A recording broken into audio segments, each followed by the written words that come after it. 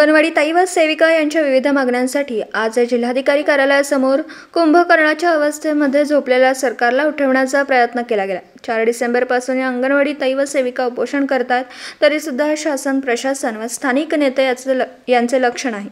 अशा परिस्थितीमध्ये राष्ट्रवादीचे युवा नेते विज्ञानदादा माने हे सदैव सर्वसामान्य जनतेसाठी व जनतेच्या हक्कासाठी प्रसंगी नेते मंडळी मंत्र्यांना सुद्धा भिडणारे नेतृत्व आहे। विज्ञानदादा माने यांनी लवकरात लवकर या अंगणवाडी ताई व सेविकांचा प्रश्न मार्गी लावा, नाहीतर तीव्र आंदोलनाचा इशारा दिला। यावेळी ललिता चौगुले, कांचन कोळी, सुनंदा मिरजकर, रेखा पाटील, अंजली चट्टीकर, पुष्पा पाटील, सुलोचना चौगुले, अनिता कोरडे, निर्मला पाटील, भाग्यश्री पाचोरे, रंजना सावंत व मोठ्या संख्येने अंगणवाडी ताई व मदतनीस या आंदोलनात उपस्थित होत्या।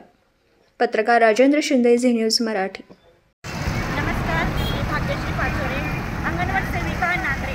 आज सावित्रीबाई फुले यांची जयंती। त्यांनी अन्यायाविरुद्ध लढून शिक्षणाचा पाया घातला आणि आता तोच वारसा आम्ही पुढे चालवत आहोत।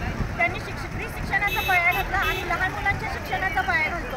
मात्र या सरकारकडून आमच्यावर अन्याय होत आहे आणि त्याची तीव्रतेने आम्हाला जाणीव झाली आहे। म्हणून आज हा संपाचा आमचा 29वा दिवस आहे, तरीसुद्धा सरकारने आमच्याकडे अजून लक्ष दिलं नाही आहे। तरी आज आमचे सहकारी काही आझाद मैदानावर मुंबईमध्ये निदर्शने करण्यासाठी गेले आहेत।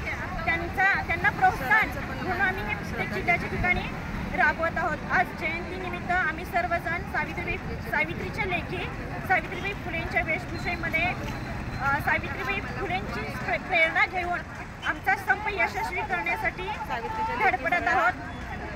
आमच्या ज्या मुख्य मागण्या आहेत, मानधन नको, वेतन हवे व पेन्शन, ह्या मुख्य मागण्या आमच्या लवकरात लवकर पूर्ण कराव्यात व ह्या सावित्रीबाई फुलेंच्या लेखींचा एकच सरकारला निवेदन आहे की सावित्रीबाईंच्या लेखींच्यावर कोणतेही अन्याय न करता, त्यांच्यावर कोणत्याही दडपशाही न करता सनदशीर मार्गाने चाललेल्या आंदोलनात यश द्यावे आणि आमच्या मागण्या पूर्ण कराव्या।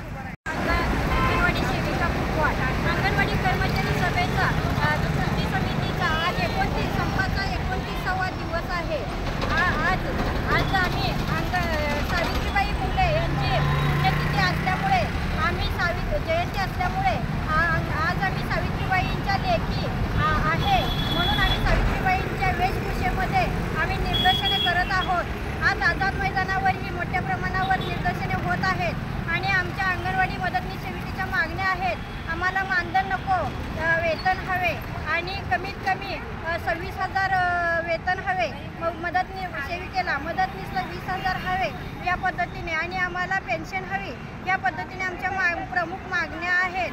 आणि सावित्रीबाई फुलेने पहिली महिला शाळा सुरू केली म्हणून आम्ही अंगणवाडी मदतनीस सेविका आम्ही त्यांचे लेखी आहोत आणि त्यांचीच आम्ही रूढी परंपरा पुढे चालवत आहोत आणि अंगणवाडीमध्ये पूर्णपणे स्त्रियांचा सहभाग आहे आणि आम्ही त्यांचा वारसा चालवून आम्ही अंगणवाडी ही चालवत आहोत आणि आमच्या सरकारने सहानुभूतीपूर्वक विचार करावा आणि आमच्या सेविका मदतनीसच्या मागण्या, प्रमुख ज्या मागण्या आहेत त्या मान्य कराव्यात, त्या एवढं सांगते आणि सावित्रीबाई फुले यांना विनम्रपणे अभिवंदन करते आणि संपवते। आज सावित्रीबाई फुलेंच्या जयंतीनिमित्त आज मला सांगायला लाज वाटते की 1 महिना झाला तरी या आमच्या माता भगिनी इथं उपोषणाला बसलेल्या आहेत। दिवस आणि रात्र यांचं उपोषण चालू आहे। इथेच नाही तर पूर्ण महाराष्ट्रभर उपोषण चालू आहे आणि हे जे उपोषण त्यांनी केलं, हे जे आंदोलनाचं स्वरूप आपल्याला महाराष्ट्रभर ज्या माझ्या माता भगिनींचं दिसून येतं आहे, तर एक खूप दयनीय अवस्था, म्हणजे मूलभूत गरजा ज्या असतात